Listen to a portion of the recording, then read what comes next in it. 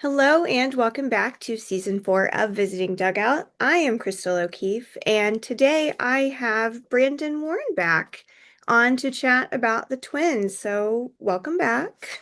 It's great to be here. I'm excited to see what we get into here in the next little bit. Whew, yeah. So, what's new with the Twins? We haven't seen you since I think All-Star, before the All-Star break. So, what's going on? Yeah, it seems to be two steps forward, two steps back. They get to within a bit of a sliver of 500 and then lose a couple games. They've lost a few that they have, probably felt like they should have won. Swept by the Phillies, sweep the Braves, swept by the Padres. Can't make any sense of that. And then they're, going head to head against the A's, which is a series they should have swept. It's just a lot of inconsistency, a lot of doing the small or the little things not right, which is not how people have known the Twins over the course of the years. I mean, more so recently that it's a team that has not been as fundamentally sound, but they're making mistakes that really no big league team should make, and that's really preventing them from being at the forefront of I don't know, the battle of mid, which is what I would call the battle for the last wild card spot. Yeah, and this our division is kind of a hot mess. I kind of give the White Sox some grace when they play really dumb baseball, 'cause I'm like, these are just a bunch of like 22-year-olds. It's their first rodeo, so to speak, and it's been such a mess. I'm kind of shocked about how it's all been shaking out.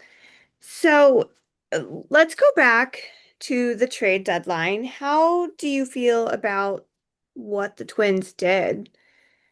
I think it was smart to buy in the sense that outside of AJ Minter, it was guys who had more than 1 year of club control and not obviously not young guys, ARB one sort of guys or pre-ARB guys, but knowing that if this year didn't go the rest of the way as planned, they still had some built-in uh, ability to make it work next year with Jeff Hoffman and Dean Kramer, who's looked really good. So I think measured buying made sense.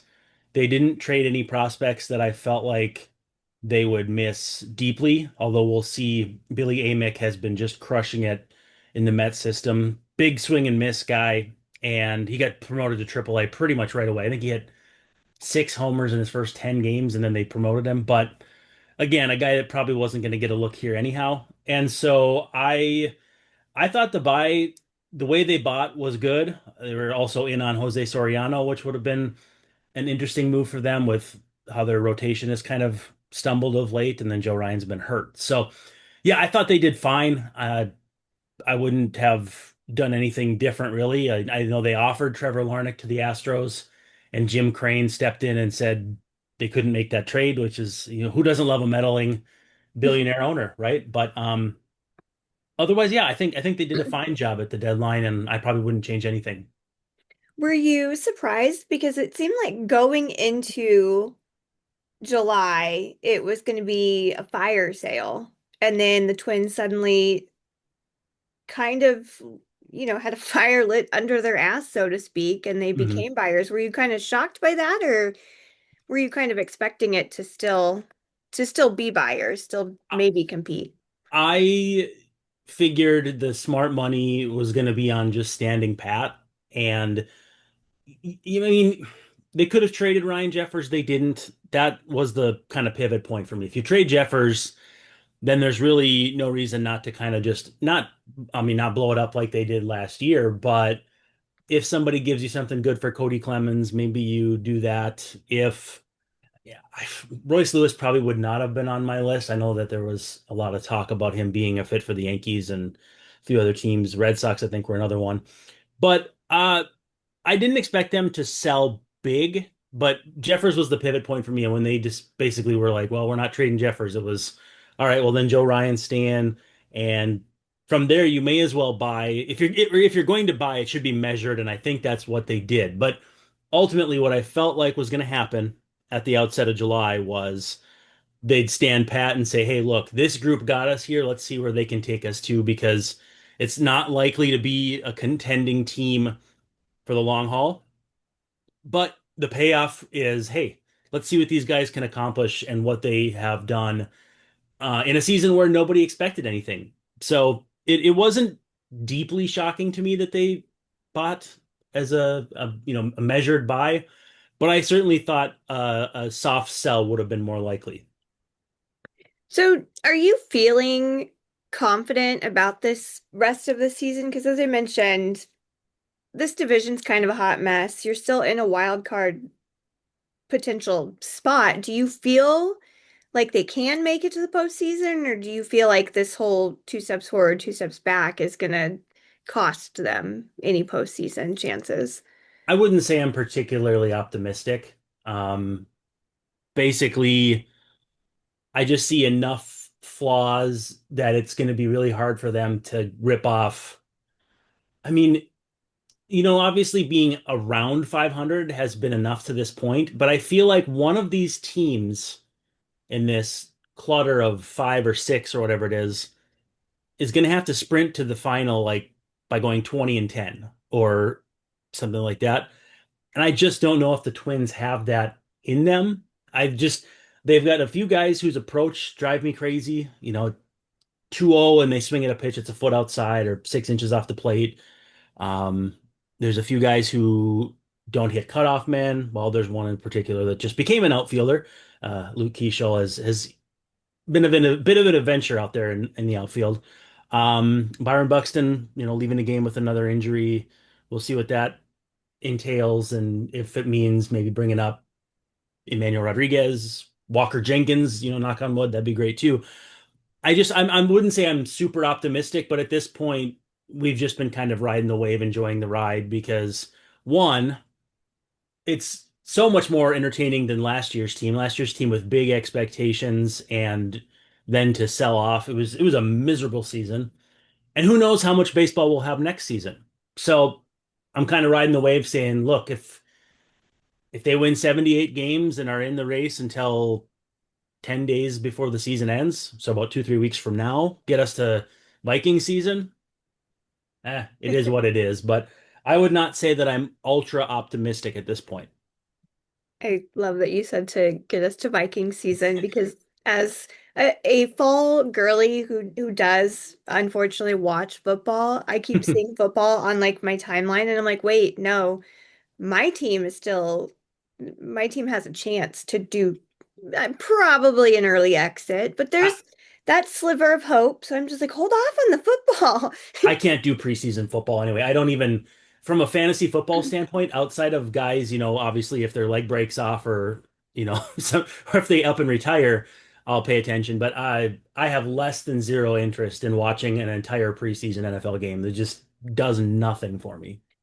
Yeah, I went to one a few years back because it was in Indianapolis and going to a Bears game is expensive and I have, growing up in Indy, I've got Colts fans. So it was a preseason Colts Bears game and it happened to be the game where it was announced that Andrew Luck was retiring, but it happened Oh, like mid-game and it was supposed to be a post-game wow. announcement and it turned into like pure pandemonium and I was like I was with a friend who it was a Bears and Colts fan somehow and I was like, "Hey bud, can we get out of here because this is because like everyone's phones just kind of went like everyone got this alert on their phone.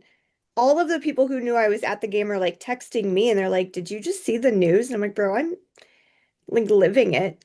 It's the Um Andrew alert. Yeah. yeah, Well, one of my, and it was I, scary. I don't know where you stand on in-game proposals, Oh. but I'm a very, ugh. My wife and I went to a preseason game at TCF Bank Stadium, which is where the Gophers play. But when the Vikings were transitioning from the Metrodome to US Bank, somebody proposed at a preseason game. I cannot imagine a worse time. Like, honey, will you promise to love me in front of these fourth stringers who will never play a single snap in the NFL?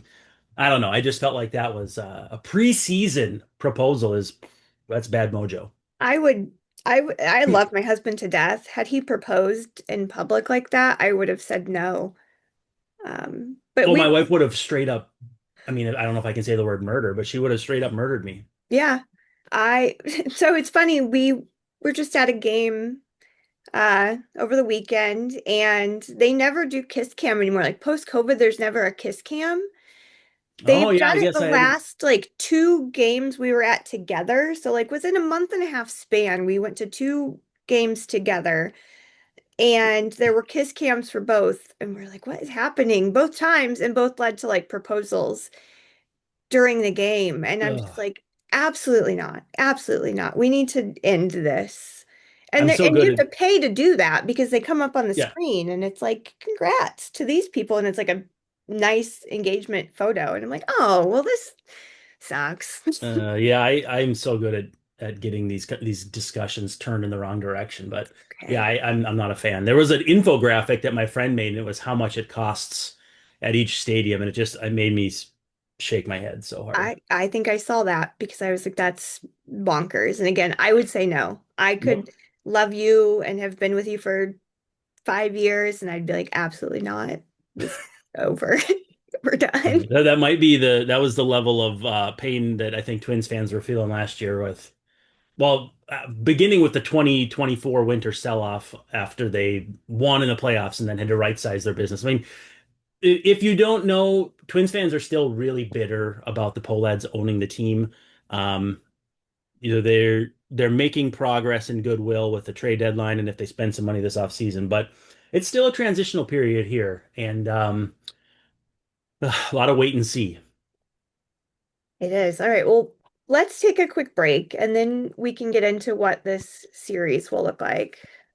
Be right back.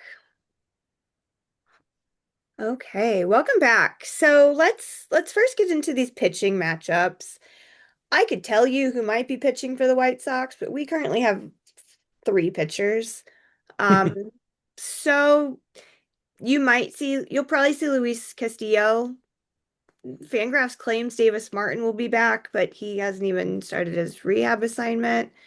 And then Jose Urquidy, which gosh, I hope not at this point. But for the Twins, it looks like we will see Dean Kramer, Bailey Ober, and Zebby Matthews. So, what can you tell me about those three and what we can expect from that rotation? So Dean Kramer didn't have a big sample size with the Orioles this year. He'd been injured and whatnot. But his four seamer was getting absolutely pounded.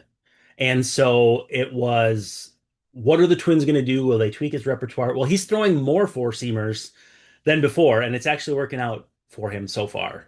And the split is fading really nice. It looks good. This feels like a trade that the Twins said, we know we can make a change maybe to and turn this guy into an asset, a number four-ish starter, 3.54, like, and with a year of control, the salary, I'm trying to remember, I want to say he's like $4 or $5 million this year, which means because of how he started poorly this year and his limited sample size, his arbitration raise for his last year of club control won't be huge. So if you can keep him healthy next year, you've probably got a solid mid rotation starter for maybe 8, 9, $10 million. But he's been solid. He's been probably as good as he's been at any point.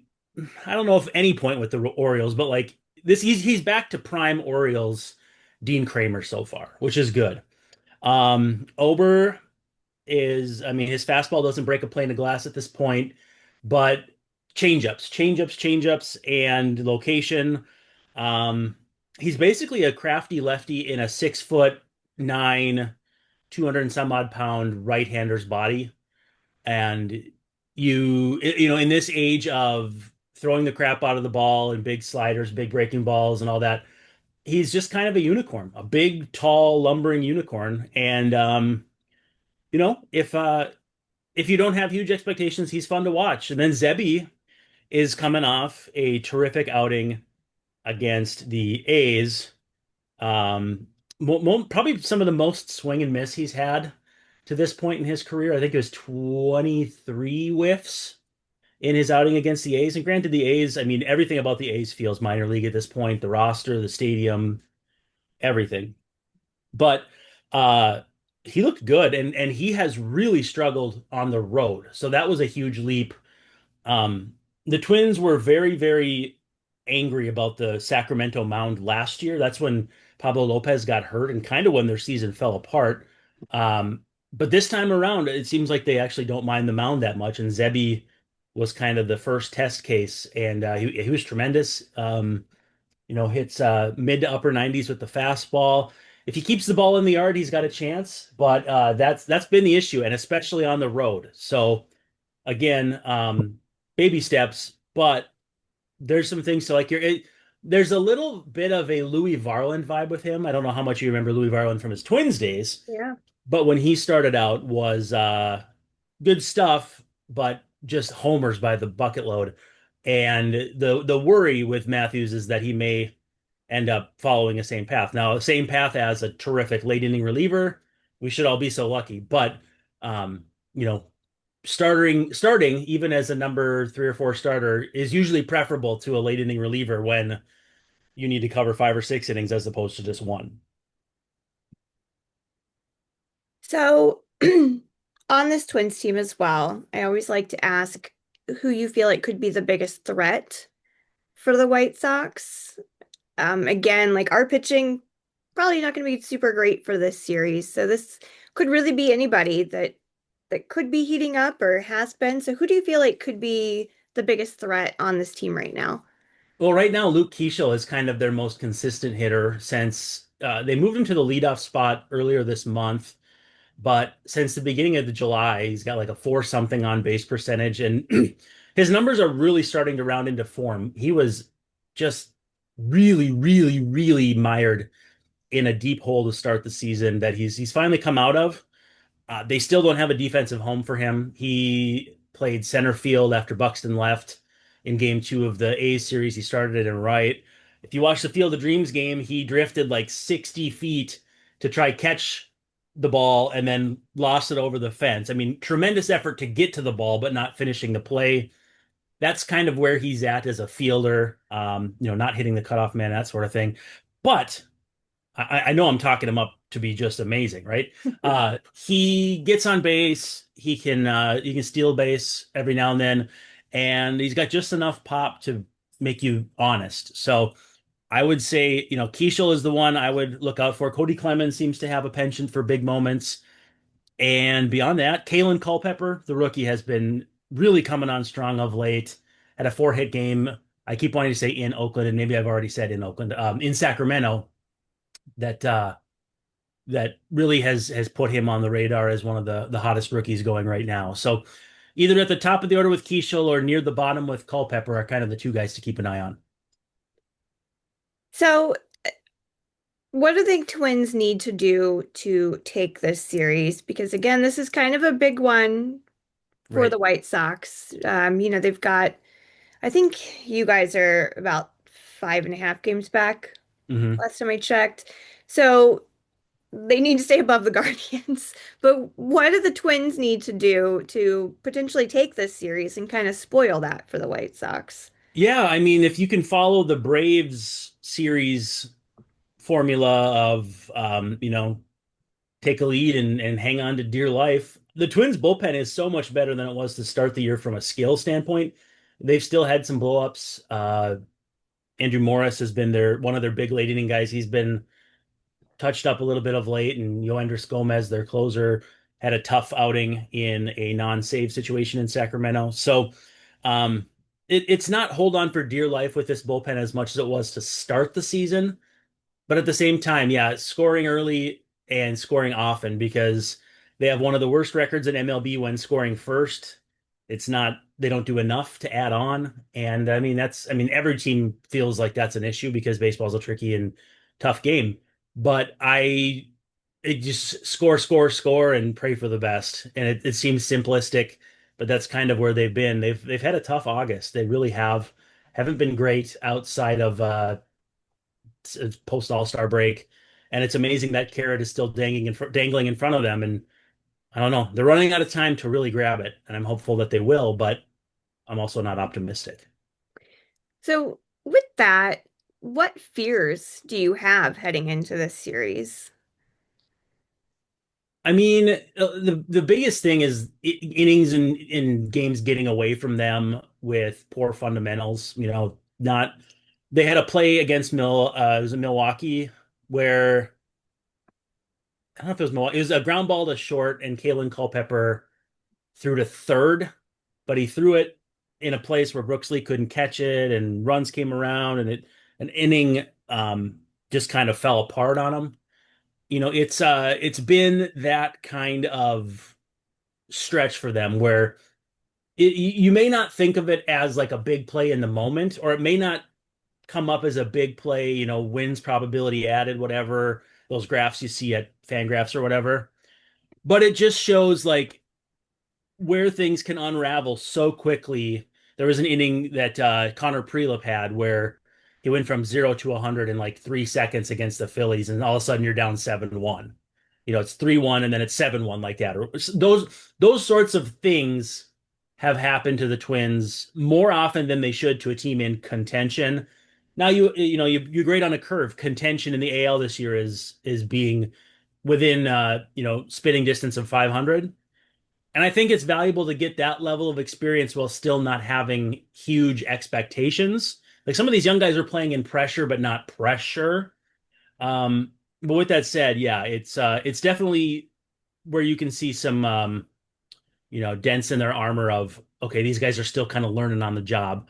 And my hope is that that doesn't really rear its head as much down the stretch, and especially in the White Sox series where all these divisional games matter greatly down the stretch.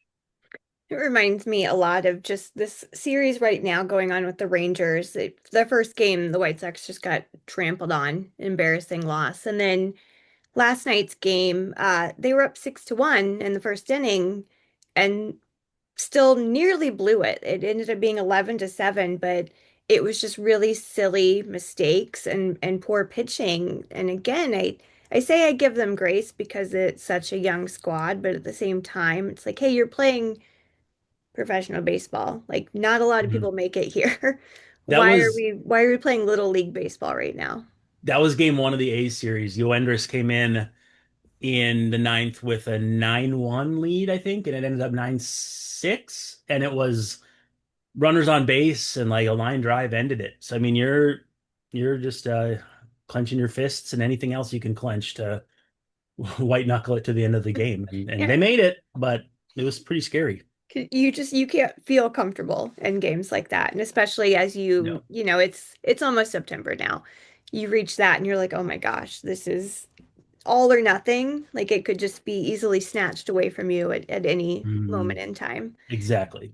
All right. So before we leave, I love to just kind of get a sense of where you're at in the baseball world in general, not Twins centric, like your hot takes or what you've loved or hated about this season, or really anything you're thinking about.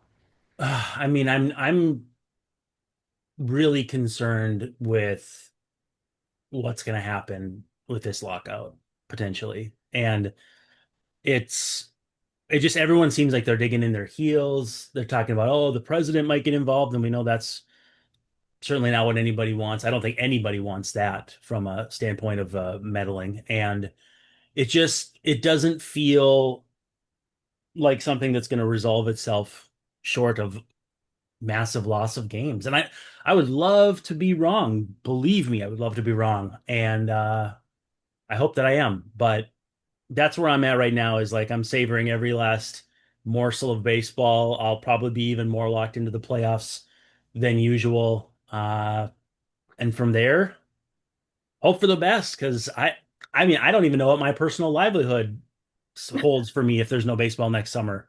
So it's a personal and professional concern and uh, yeah, just a personal professional concern for me across the board. So I'm hopeful. I'm knocking on wood. I don't want to knock because my dog will bark, but I'm definitely concerned. Yeah, it's one of those things where it feels like sitting in the warm sun on a random afternoon watching a baseball game can kind of like cure all of your ails. I know Yep. like I will have a particularly tough week and I'm like I need to just go to a baseball game and and get it out, or I just need to turn it on and swear at my team when they do something stupid, but like it feels good. It's like a vent And session. yeah, and again, this is a thing I also do as a job is cover this team and talk about this team. So it's scary. And I feel a lot of empathy for other people like in our situation, but I especially feel empathy for people who work in the stadium Yeah. and do, that kind of job that aren't making front office and athlete money.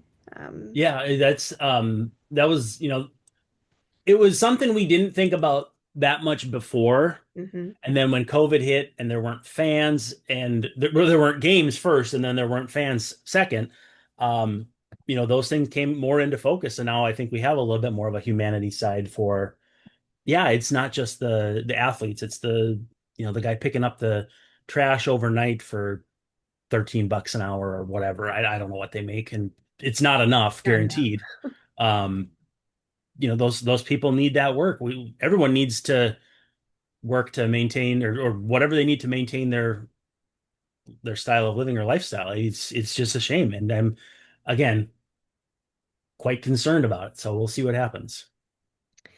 All right. Well, that's what I've got for you, Brandon. Thank you so much for coming on and chatting about the Twins. Will you please just remind people where they can find you? If they want to, accesstwins.substack.com, warn.bsky.social, or if you're still on the Twitter machine, Brandon underscore WARNE. All right. Well, thank you. I would say best of luck in the series, but I don't want to right now. This game That's means fair. too much. All right. Well, be good. And it was a pleasure. Thanks so much. Bye.